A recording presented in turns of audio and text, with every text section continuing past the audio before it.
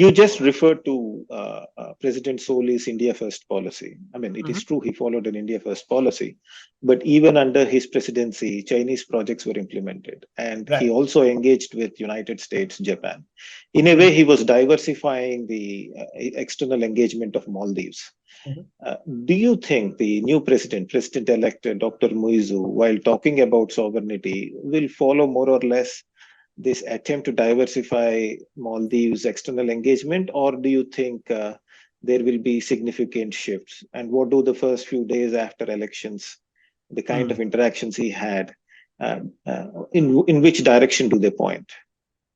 Right. No, I think with the Maldives, I think the concern has always been to diversify its foreign policy. In the 1970s, 80s, Gayoom went on to talk to China.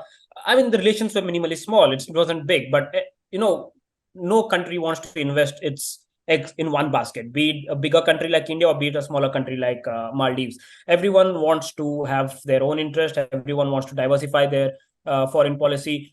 It's something that Nashi did. It's something that Gayoom did. It's something that even surprisingly Yamin also did in initial years. He tried maintaining a four-way balance: China, Japan, India, and the Middle East. So that is something that Soli did, but it was preferably India first policy. So you will be more sensitive towards India, but also that doesn't mean that he alienated China completely. The only concern that came to China in regard to investments were when it hurt Indian interests or sensitivities. Otherwise, he was happy to have China come and invest in a lot of things. Yes, the FTA didn't go through because India was sensitive about it. Um, but apart from that, a lot of Chinese investments have come in terms of energy projects, in terms of agricultural projects in the Maldives, and that has happened in Soli's period. And I think that's the way it had to be. It's a fair balancing. And then Australia came in. It opened up its embassy in the Maldives in Soli's period. US opened up its embassy in Soli's period. Japan has always been there. It has tried implementing its JICA projects and its aid. So I think yes, under Soli also we saw broader diversification, but we also saw probably major players being involved. That is Australia and US in terms of how the dynamics in the Indo-Pacific are evolving. So I think it was a two-way process. One, diversify its outreach, and also second, it's Indo-Pacific and the major power come back to you. So it was a two-way street. Muizu, I think it looks like he's gonna embrace a diverse policy. He claims to be his policy as a pro-Maldives foreign policy. He will do whatever is best for Maldives. He won't be loyal to China. He won't be loyal to India, but he'll do what's best for the Maldives. I think probably symbolic was the first ambassador or the high commissioner he met in the Maldives after being elected as a president was the UK high commissioner. It wasn't India, it wasn't China.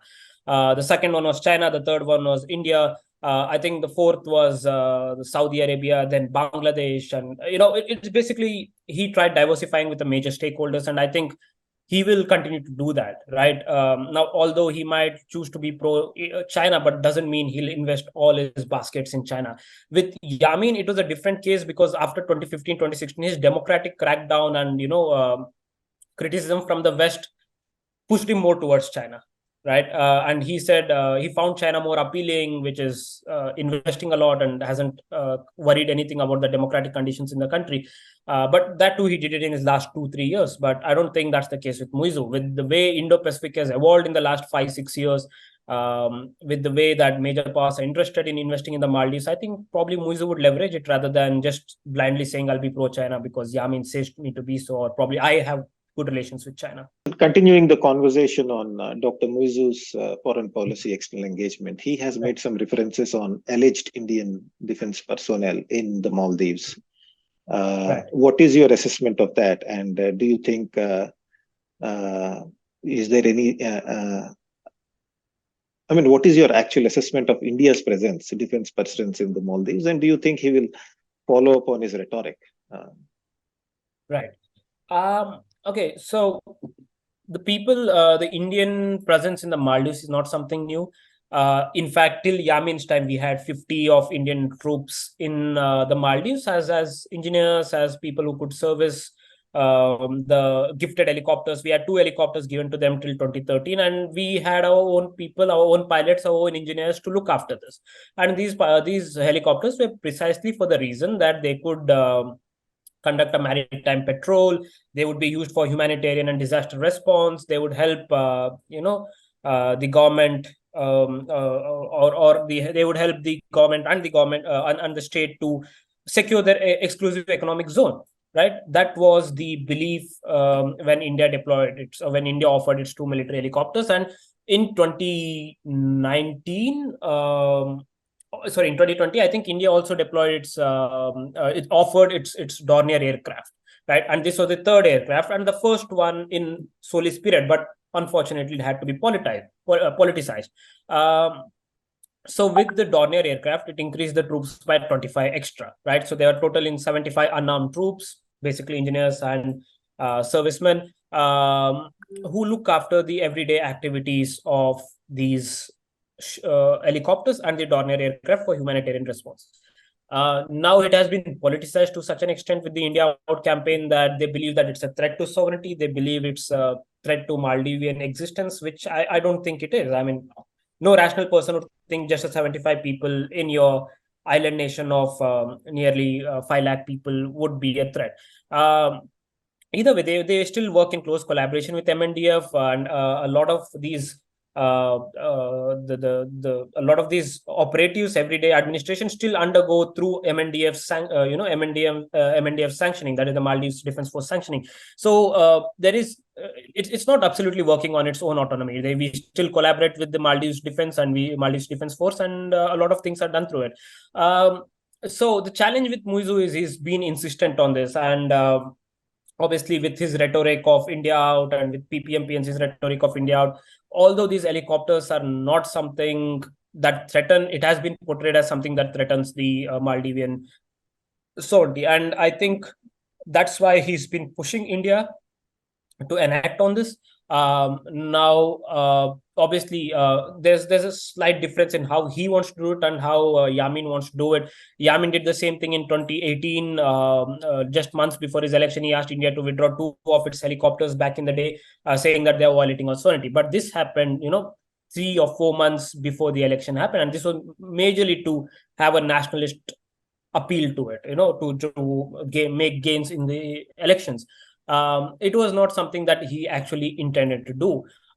So when India said it has some logistical issues to withdraw the helicopter, this became into a major national issue. This was precisely what Yamin wanted. He didn't want a diplomatic resolution, but he wanted nationalization and politicization of the issue. But with Muizu, I think he's trying to go through the diplomatic channel because he doesn't want to do or say whatever Yamin has done. I mean, it has obviously shown to be not a big success.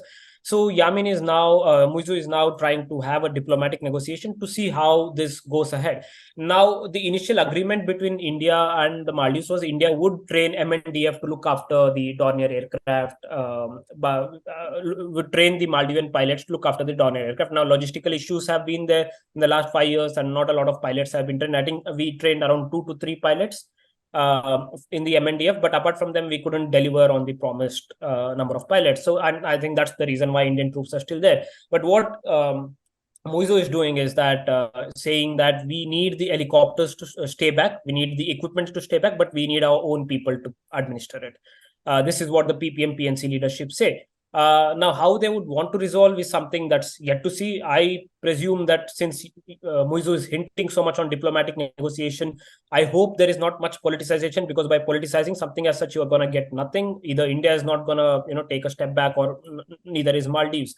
So what I presume is going to happen is there will be some kind of diplomatic negotiation, and I presume there would be some kind of a deadline arrangement between both the parties, with India saying that we will deliver other 5 or 6 pilots that we had promised earlier to look after your Dornier aircraft. But I don't know what's the update on the helicopters front, but at least I see from the Dornier front that India had promised and India will try to deliver in the set deadline.